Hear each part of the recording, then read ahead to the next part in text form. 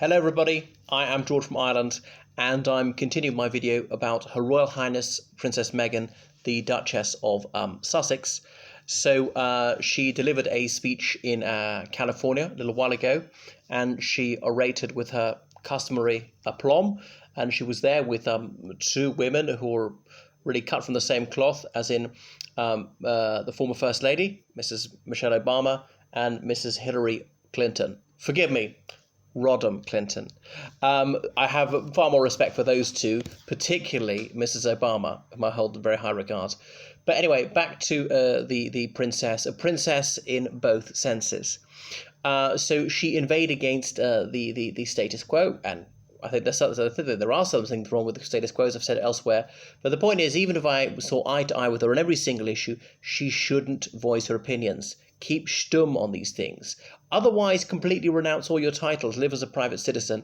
And you didn't have it so bad being a princess. What? Is she the greatest victim in the world? Mawkishly, nauseatingly self-pitying, like her late mother-in-law, Princess Diana. So how has Meghan Markle done out of capitalism? Very nicely, I think, made out like a bandit in terms of growing up in the wealthiest country in the world, in a fairly well-off family, making millions in a career, marrying into a billionaire family, and on and on. Materialism, look how materialistic she is, never seen in the same outfit twice. What does that do for the environment? She often wears cotton. You may know cotton uses up so much water which could be used for crops or other things, or just drinking water, people to wash, because in some of the poorest parts of the world, people have scarce enough water for their personal hygiene. Places like Uzbekistan, it's appalling, where people live in semi-slavery due to cotton. I know slavery is officially abolished, but in reality it continues. Now, perhaps he doesn't buy any cotton from Uzbekistan, but cotton's not a very ethical material to wear. Hey, I wear cotton, I'm wearing it right now, but I don't go out preaching to the world about how you've got to be more moral. Marrying into royalty, the princess of equality. I mean, it's just risible. It couldn't possibly be more ludicrous. As her saying, well, royalty is the status quo. Abolish the monarchy then. Renounce your title. And femininity. Okay, she's very feminine. She likes to dress up a lot. Fine. But she's made the most out of that. So is it bad that most men are straight, desire women, or indeed women, including straight women, they admire other women who are well-dressed, expensively dressed? She could dress quite plainly, smartly, but not particularly expensive, not designer brands, and not be living in the lap of luxury, and put the rest towards help of those who are starving. Some people are dying in agony because they don't have medical treatment that they can't afford, and she could easily give it to them. But oh no, she's going to go out and buy herself another designer suit. We know that the consumerism is bad for the environment. Things have to be shipped from the far side of the world, and that's very bad because so much carbon emissions, transporting things by truck and ship. So she keeps damaging the environment. She's self-obsessed, avaricious, and she's really into ostentation, and her husband is to blame as well. So I think conspicuous consumption is one of her vices.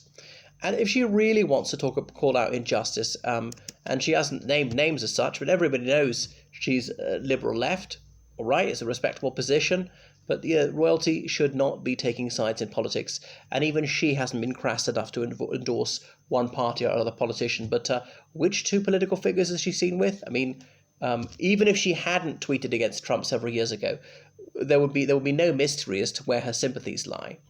Why not denounce vicious tyrannies like North Korea? Why not call out Iran for executing protesters on the flimsiest of evidence? Why not denounce Saudi Arabia or inveigh against the Israeli annexation of Palestine, and on and on? But no, she's not brave enough to confront real injustice and evil.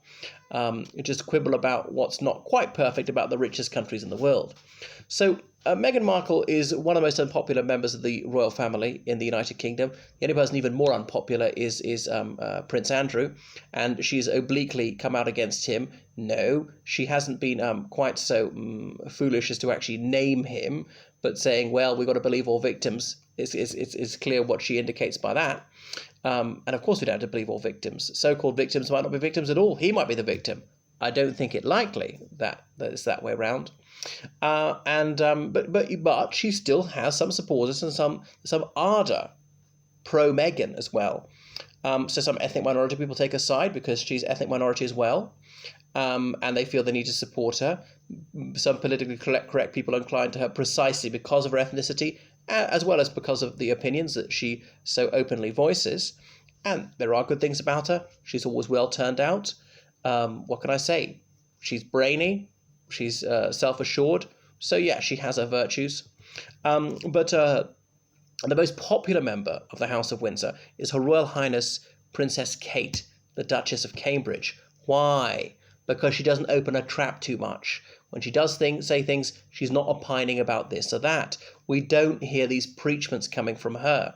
So I think silence is golden in the case of royalty. Royalty should be seen and not heard. The more we hear from them, the more mediocre they often come across. They're just disappointingly human, and often they have contentious opinions. So we don't know what Meghan believes about really just about anything, and therefore you can just project onto her whatever you'd like to see. There's a bit of a blank space.